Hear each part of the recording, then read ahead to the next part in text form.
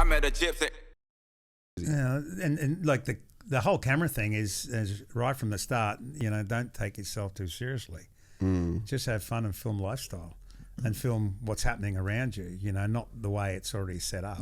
It's funny. Me and Jace were talking about this the other day. Like with Instagram, we're like, it used to. It's funny. Like I was in the scroll hole quite some time ago, and I was going back through like when people first got on it. It was all like what you saw. Now, photos of things. Of things. Now it's photos of you. Yeah. And how it's like just completely been like flipped on its head completely, and like that whole creativity thing. I think it's really not disabled, but like it's put a dampener on people's creativity because they're not actually capturing like how they see it or how they perceive things or whatever. It's all how they want to be perceived.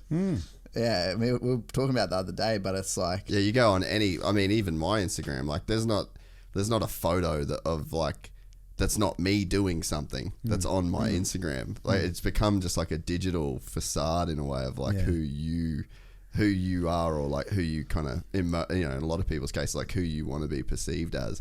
Whereas like initially Instagram, it was all sunsets and food. Yeah. At the start, like honestly, I remember getting messages from people who are like, if I see another fucking sunset, I'm like, I'm in California, it's June, the sunsets go off this time of year. But like anything like that, when it comes along, there's like an attachment, which is a script.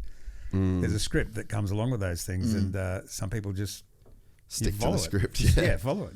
Yeah, and I think you've never changed. Like you're always one to like share like that POV kind of perspective. It's always had that creativity and stuff. I think it's pretty cool. Like that OG type of creativity, like you said, with the cameras and stuff. It's not bragging. It's just the way you see it. Yeah. And hopefully, it could be rust on a car. It could be, just mud on a car with this way the rain runs through it or something like that. You just, it's just the way you look at it, Yeah. But I got to say something about that, what you said about the, being rejected or not going into America and stuff, something bad. The best way of explaining that, if I haven't said it before, is like if you go down that same pathway every day to, say, work or school or wherever you're going, you drive a certain way. And then one day you'll be going along a road and a tree's fallen down and you can't go through because the tree's fallen across the road. So you reverse up and go another way. Well, you would never have gone that other way if that tree hadn't fallen on the road. So you hope for those things in your life. Yeah, now I try and look for those things, like where you could have those kind of crazy moments that just fully set you back, and it's almost like a complete reset. But it was funny, he asked as well, he's like, how long did you stay bummed about it? And I was like, man, I was handcuffed walking to the fucking plane. Like they escorted me handcuffed, like walking on. I was over it.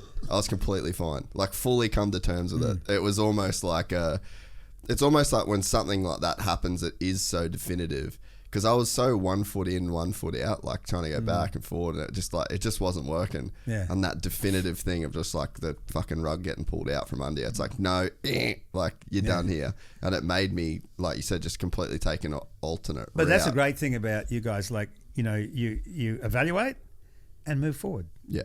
Don't evaluate and keep complaining. Stay there. Yeah. And, looping. Improvise, adapt, overcome. Yeah. Is that what it is? Oh, that's what I'd say. That's don't know say. if it's a thing, but it fucking sounds good.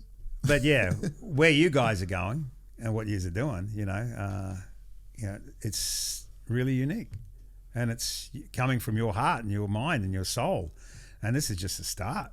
It could be anything from now on in, and that's wonderful to see. And nothing wrong with Cairns. Cairns is a great place. Oh yeah, but it's a great place to go back to, but you have to have a springboard. And Cairns, the outdoors, the reef and the beaches and the fishing and the waterfalls and everything, it's great. But you've got to move on. And it's great to go back there a lot, which you guys do. Yeah. But it's you have to see the world. And yeah, I think that's the big thing is like just have that open mind, and man, I can't imagine what it would have been like when you were first traveling to like your first overseas trip. I bet that was a trip, you know. Calamity. Like nowadays, it's like you got fucking iPads on the screen the whole time. You can get Wi-Fi and text people, and it's like, were they smoking in the plane? Oh yeah, I got a really good story. Sure. Yeah, For sure. If you enjoyed this content, please like and subscribe. And to listen to the full 3-hour podcast, search Gypsy Tales in your favorite podcast platform or click the link in the description below. Gypsy Gang.